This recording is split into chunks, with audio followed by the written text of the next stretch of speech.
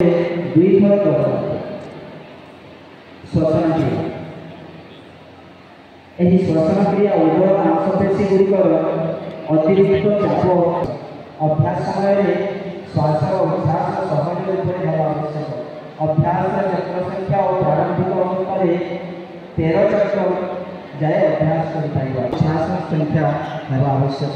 धीरे धीरे अभ्यास को बढ़ाई दि जाए।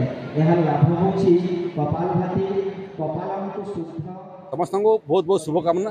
समस्त मंगल हो, समस्ते निरोग रहतु, समस्ते निरापद रहतु। आज वैदिक परंपरा और वैदिक संस्कृति सारा पृथ्वी ग्रहण करी। वैदिक संस्कृतिर जो वार्ता ये पूरा मानव समाज मंगल हो, समस्ते सुस्थ रहतु, निरोग रहतु, ये वार्ता आज सारा पृथ्वी ग्रहण करी। विश्व योग दिवस को सारा पृथ्वी पालन कर। माननीय प्रधानमंत्री श्रीयुक्त नरेंद्र मोदी को धन्यवाद देवा कथा।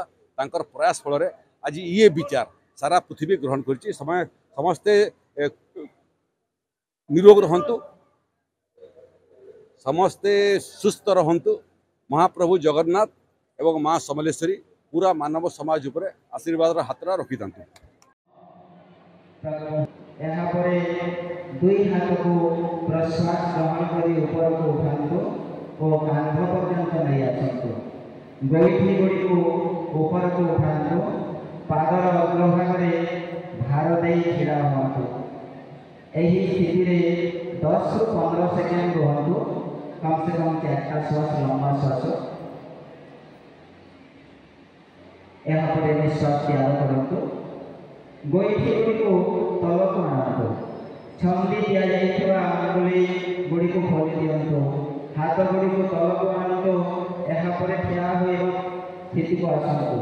तार लाभ हो आसन करने द्वारा शरीर में स्थिरता से संतुलन बढ़ी थाए।